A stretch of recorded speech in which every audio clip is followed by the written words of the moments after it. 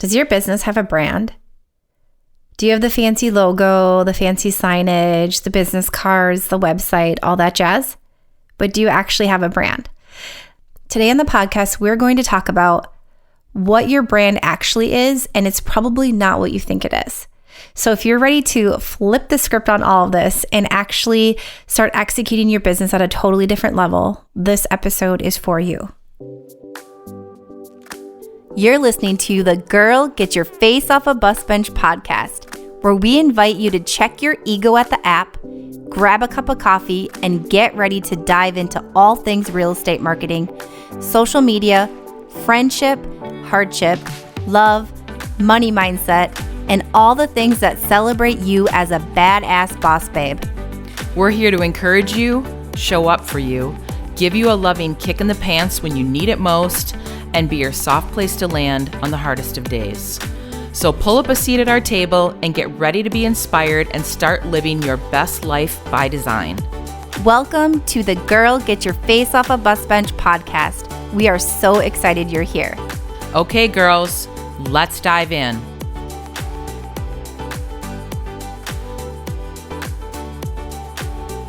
Okay, Beth. So many times we think brand, we think business, right? Logo. I always think of the pretty stuff. The pretty stuff, right? We all like pretty stuff. It's the first place my brain goes to. So today on the podcast, we're going to chat about, I just sounded very Minnesotan, by the way. About. Did you hear that? About? Today on the podcast, we're going to chat. You're like, I'm from Canada, eh? That's really funny because I don't always. Today on the podcast, we are going to talk about what your brand actually is, and it's probably not what you think it is. And so, like when I think about brands, I think about the visual, the pretty, and that I think that's like the interior design person in me. Like that's what I naturally gravitate to. So like if you're thinking about pretty brands and a brand strategist and the power of, we did an episode number 9 with Allison Burns of Allie Marie Designs. She's who did all of our branding for the podcast and the BPR experience. And that episode is called The Power of Visual Branding. And there is so much to that. We are not going down that rabbit hole today because that's not what we're talking about. We're going to sort of like get rid of the confusion between a brand and a business and hopefully help you understand the difference a little bit more here. So I'm just going to start with like, what is a brand? Should I just do that? We chatted about this in the podcast before. We're going to revisit it a little bit. So a business is service products that you offer, right? That is what a business is. A brand is the heart and the personality behind that, the identity, the image, the message. It has nothing to do with the pretty. So I shouldn't say nothing. The visual part of it does have to do with the pretty, right? And the business side of it does have to do with the brand. But the brand is the image behind it. It's what we feel when we work with a business. Mm-hmm. It's the identity that they have. It's that feel good in whatever way it makes you feel good. Warm, fuzzy, or I fucking want that. Yeah. That is part of it. Yeah. It's that image that's portrayed behind it. It's the message. Yep. And so this is where it gets really muddy, I think, and really hard. That's the word that was coming to my brain too, is that it's muddy. Mm-hmm. Because they all work so cohesively. So they all work together, right? And then when we think about copywriting and our copy in general behind our brand is so important. And we did an episode with Kayla Hollitz back in the day. Go search for that one if you're looking for copywriting and how to execute that really well in your business. But the copy, the visuals, the business, they all come together, but the brand is the life of it. Mm-hmm. And so that is what we are wanting our clients to connect with our brand. And I'm not going to say that you don't ever buy from a business, because we do. But we mostly buy from brands. We buy because we want that. Like, there's a reason. And Carrie and I actually had a conversation, was it yesterday or the day before? And she was like, oh my gosh, this is like making even more sense to me. And I said, Beth could sell anything at this point. And like, I know this sounds bold, and Beth doesn't even know I'm going to say this. I'm like, but okay, tell me more. We've created a really strong brand. Yeah. That we could pivot if we wanted to in different directions. And that's the reality. Once you create that really strong brand and you have that identity, You can pivot. Once someone wants to buy from you, they will buy from you. So that's like the big misconception with it is it's like I have the logo, I have the website, I have, if you have your signage on your building, you have the pretty swag, all that jazz is very important, and it does make it all cohesive and works together that way. It makes it, all feel super, super good, and it is necessary as well. Without a brand though, it just doesn't work the same. So that's the difference. Was that too wordy? No, I love that. I was at a networking event a couple of weeks ago, and this was the first time I've ever had this happen, like in my professional career, where you went around the room and you're like, "Hi, I'm Beth," and then you say where you're located, your business name, and then the next thing was how do people like feel when they're done working with you? Or like, what impact does your business have on somebody? What a great question. I know. I've never heard that in a networking event before. And so then, we were kind of going around the room, and I was near the end, and I'm like, oh shit, what am I going to say? And it was like a really powerful way to describe the BPR experience. And not just like, oh yeah, I sell houses. No, like I change people's life through real estate. Like, having people buy and create generational wealth because they purchase a home, like that can change somebody's life. And that is different than just selling a house. And do you want to know what I hear when you say that? What? I hear your big why right in there. Totally. I want come from contribution. I want people to have bigger and better lives. Yeah. You care, you come from heart, from that space. I'm like going to tear up. You're trying to make me cry? Oh my gosh, I'm getting goosebumps because this is like such a big deal, because this is your why, and this is how we have created your brand and how we operate. Yes. And it was your actual answer. And just it's not, I'm not just slinging houses. Like, it is super important to me why people buy real estate. And that is why they work with you. Yes. And so there you go. Yeah. It's like, I guess that's it, Beth. We can just be done. No, I'm just kidding. Mic drop. Mic drop. No, but that's like such a beautiful example. I still have goosebumps because that's it. You've literally tied everything back, and that was the easiest answer for you. It came out so naturally. Right. Okay. But like, how fun was that at a networking event to be in a room with all people that think about their business in that way? Yeah. That sounds incredible. Yeah, I would need more of these ladies in my life. Sign me up for that. So we've done 2 podcast episodes, which is one of the reasons we decided to revisit this, was because episode 62 and 63, Building a Real Estate Brand, part 1 and 2, are 2 of our most downloaded episodes. Yeah. And they continue to go up, up, and up. And I think it's because there are a lot of misconceptions. There's a lot of confusion. It is really muddy. I guess that's the word we'll use. Yep, is a great word. And trying to figure out which direction you need to go, trying to figure out what the heck a brand even is and how I use that. I mean, Beth, you just described it completely. And so definitely go back and check out those 2 episodes to get like a better feel for, I guess, the nuts and bolts of like what we're talking about today. Yeah. We'll talk about, Christy, like what are misses that happen like when people are doing this and building their brand? Like what can go like epically wrong? Oh my gosh. Should we have on Kayla and Allison and Katrina and like have this conversation here? Okay, I'm going to dive in more, I think, into another episode to get really, really deep into this. But to just sort of like high level it for us right now is, just the pretties that don't match. And I'm not knocking on anyone. You are all trying. Obviously, we're putting time and effort into our businesses and our brands if we're out there and we're trying really hard. We waste a lot of time trying. And we waste a lot of time missing and like a swing and a miss over and over and over again. And I think it's because we're flooded with so much information on what we should be doing. We are paralyzed and actually don't know what to do, or we just try them all and we're just like flailing everywhere. Throwing spitballs at the wall, seeing what sticks. A really good example and is meeting someone in person, and you like follow them on social media or you've connected, and they're nothing. Like their presence. I'm like, it happens all the time. I didn't even know you lived in Minnesota. Like nothing about like this didn't show me anything. Yeah. Like it's so odd. And And so the misses are it's so much. There's so much depth there to what's being missed, and just having the pretty, thank you Canva, thank you and no thank you Canva, for the templates that work for the masses. And like, okay, I've kind of a pretty logo, and I kind of have this, and I'm kind of sending emails, but they're not missing. Your brand voice isn't there. Your personality isn't there. Your identity is not there. I still don't know who you are and who I'm working with.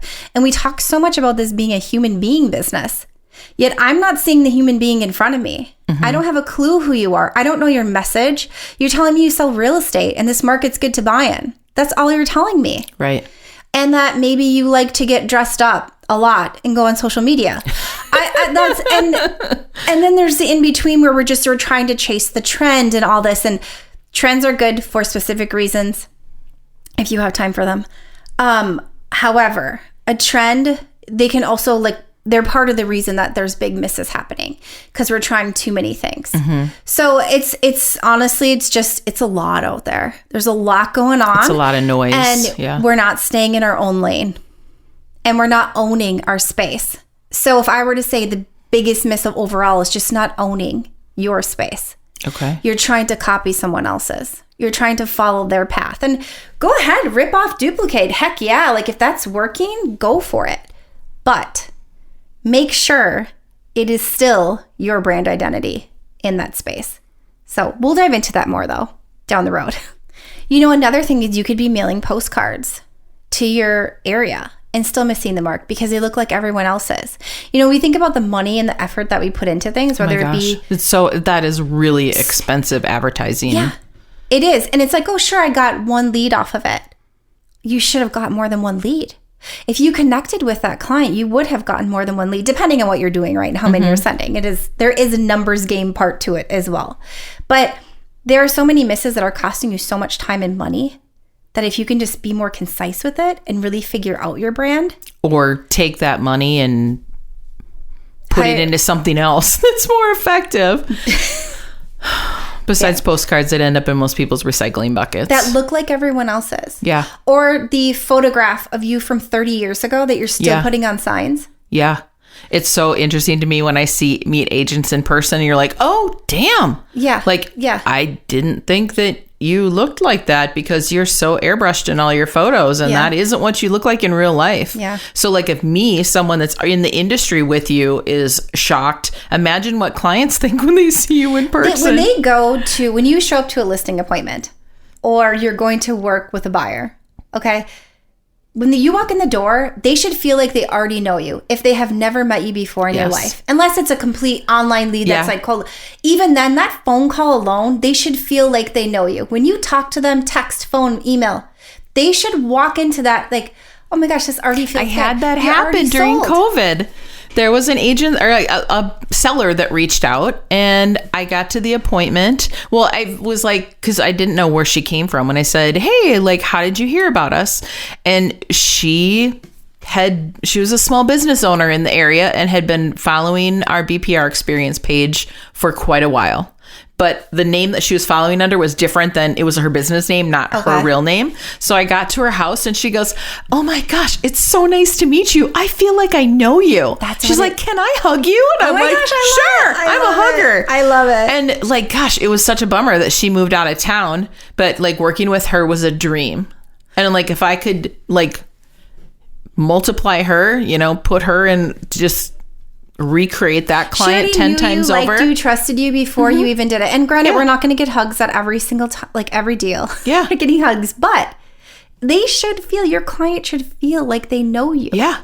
It shouldn't be God, I hope I get this listing appointment. You should go in knowing you are most likely going to get that listing appointment because you feel so strongly in what you're doing and your message and you believe in it. And this might sound cheesy, but you believe it. You walk that life that is you. That is who's showing up. They've already connected with you. The deal has already been done outside of maybe something changes in their life, right? You've already sealed that deal. Yes. And that is the big miss. Big. Those are the big misses. And people want to hang out with you because you connect with them. Why do you want to hang out with your friends? Because you connect with them. Yeah. You love them. Yeah. You want to be around them. Yeah. They feel good. Right. Well, you spend a lot of time with your realtor many times.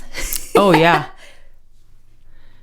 I had a client this week at a closing, and she goes, am I going to see you now? She's like, I feel like I'm going to miss you. And she's like, we missed your brewery event. She's like, will we get invited next year? And I go, well, in fact, you're going to get invited to our fall event that's happening on October 1st. Oh my Put God. it on your calendar right now. I said, and then we have a holiday event right around the holidays. I said, you're going to be on these lists from now until the end of time. So we hope you can come to any or all of them. We would love to see you. And so she was so excited about that because she's, you know, she's new to the brand. We met her in an open house, and she's like, it was such a breeze working with you guys, and that you guys made it so easy. And we feel like we made friends in this. Oh, that's so good. And I'm like, yay, we did it. So we did our good. job. Yay. Let's talk about another thing with a miss when you're inconsistent with your brand. We see this so much where, and people, they'll be like fully admitting this on social media. They'll be like, hey, haven't been on here in a while. Don't say that. Don't say that. Hey, Let's just start with that. Never say that. I always think about, like, the analogy that I think about is like when you're dating someone new. And I remember this very vividly from my years of dating. I was single up until not too long ago.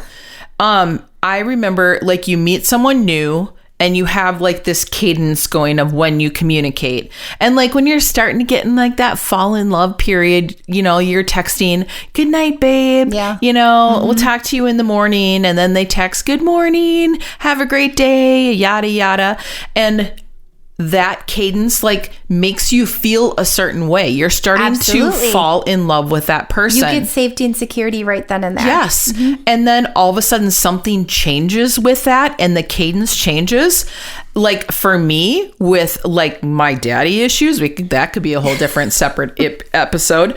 My first thing that I think of is he's cheating. Okay. Yes, that makes sense. Bring that back to real estate brands, Christy. Okay, so oh gosh, but this is like a whole nother show too. Let me try to condense this down here. So when we start to communicate with our clients via our brand, via email, via social media, via text, whatever we're doing, and then like Beth said, you just stop. Or you're like sporadic. You're like, I'm on it for 2 weeks. Yeah. And then you just stop for a month. You look so fucking untrustworthy. I'm just going to call it for what it is. It is not working. And at that point, if you do it enough and your posts aren't on brand, you have damaged your brand. Right. And that is an entirely... Then you're doing damage control. And damage control with a brand that you don't have already like a strong presence with is so hard. It's possible, but it's really hard. But so when you do that, if you don't stay consistent and they get an email or it doesn't sound like you, all of a sudden there's one that you threw into Chat GPI and you GPT, didn't. yeah. Oh my God, what did I say? Chat GPT. Thank you so much, Beth. Chat GPT, and you didn't adjust it whatsoever. And be you just your brand send voice. it out. Yeah. Like a market update or something like this, something really basic. And then your next one is like super heartfelt and it comes 6 weeks later. Or your social media posts are very like similar, like super like heartfelt, connecting, and then all of a sudden none of this makes any sense. No one knows or no one's trusting you. Right. You have broken that trust. You've given them no reason to like stick around and pay attention. In fact, they're like actually thinking like a ball's gonna drop because this doesn't make any sense. Right. And so to really build up that trust, you need to be consistent. It's not just because like they tell me I need to be consistent. You actually do to build trust in your brand. So figure out what you can actually do and then stick with it the best that you can. Can you make a mistake? Sure. We've made mistakes over the years of doing this. Can we pivot? Can we fix them? Absolutely, because we have such a strong brand. So you can try new things and then you can fail and you're still okay. Yeah. So, but if you don't build up that trust from the beginning, you are just an uphill battle for a very long time until you can actually kind of get to like a base level again and start over. You've definitely lost people. They might still be following you or be on your email list. They don't trust you anymore. You're no longer the expert that they came to. Yeah. So in order to gain that trust, you've got to be consistent. It is just critical. Yeah. And consistent with how your brand looks, the visual identity, consistent with how you're saying things, how you're communicating, and consistent with how you're showing up. And making the client feel. And making the client, it's all about how they feel, Yeah. which all that ties into exactly how they feel. Okay, talk about your new coffee maker. Like, if that isn't like brand Oh my gosh. genius, I don't know what is. So let's just talk about, this is a really good thing to talk about. So when we talk about a brand versus a business, so back in, Beth, how many years ago was this? When we went to see Scott in Puerto Rico the first time I went there. 11-ish years ago. 11-ish years ago. Our dear friend Scott, who has sadly passed away, but he lived in Puerto Rico, and he had a DeLonghi coffee maker. The most magical coffee maker you've ever seen in your life. Yes. And I was like, how do I get this in my carry-on, Scott? I want to take this It's like home the with me. Ferrari of coffee makers. It is. It was. And so I then, very different financial situation, would never have purchased a DeLonghi at that level by any means. Probably even today wouldn't purchase one at that level. And I was like, I need one of these. I want one of these. This makes me feel good to use this. I love everything about this product. Yes. It felt good to connect. Like, it was perfect, everything about it. And I never forgot it. So for my 40th birthday, I gifted myself a fancy coffee maker. I never bought the coffee maker, but I always knew in my head I wanted this specific one. And there's a reason why. And so anyways, fast forward 2 years, I finally got this damn coffee maker. And it's about time. I finally got this. And it is a DeLonghi coffee maker. And it is the exact one that I wanted. I never even looked at other ones. Like, I'm not going to say I didn't look. I like compared and that kind of thing. But that one had nostalgia behind it. Yep. It had the story of me not having enough to have it and wanting it, and then being able to actually get it. And all of this is going on. It made me feel good to even look at the products. They felt good. Sure, did it have the DeLonghi logo on it? Absolutely. Like, and was that part of it? Absolutely. Yeah. But it was everything else. It was how it made me feel to own one of those, how coffee makes me feel in general. Like, it's my love language. All of that combined was why I purchased that brand and did not even consider another one. Yeah. And so that is like such a good example of a business, right? Yeah. Offering a product. So if you're in a product-based business, you're not in a service base. Hey, you're not in real estate listening to this. And that product made me feel something. It evoked so much emotion in you. So much emotion. You ruled out every other brand. And that was it. Yeah. So I knew from 11 years ago, I was going to have one someday. Yeah. I knew that also signified that I got to a certain place in my life where I could purchase a DeLonghi espresso machine. And so all of that coming full circle is the things that we're not necessarily thinking about when we buy from a business. Yeah. It is all of that happening behind in our subconscious. I knew it was happening, but because I know businesses and brands so well. Right. But all of that is happening when we make a purchase. So think about the last big purchase that you made that made you feel something really good. And ask yourself all the reasons why. That's the brand. And that is what we are trying to do here. That is the reason I bought from them. Yeah. Yeah. So there's my coffee. Also, I have a new espresso machine. So come on over. I love it. Yeah. I love it. Whew. So hopefully that gives a little more insight into the mistakes we're making with our brands and really like the difference. It's not necessarily what we think it is. It's not the DeLonghi coffee machine. It's how that coffee machine makes me feel. It's everything else besides that espresso maker is why I bought it. Just leave it there. That is such a good way to wrap up the show. Awesome. Okay. So we're going to dive in deeper into, or I'm going to dive in deeper on a upcoming show about mistakes made in your brand and how to fix them. Because I definitely don't want this episode to leave you feeling like shit. I've really messed up. I want you to feel empowered that you can make pivots and you can still do this. You can come back. You can come back from anything on social, please. Like, you're fine. But let's get you to a place where you're actually like the mistakes they're not as common, not as frequent. So I'm going to do a deep dive into that.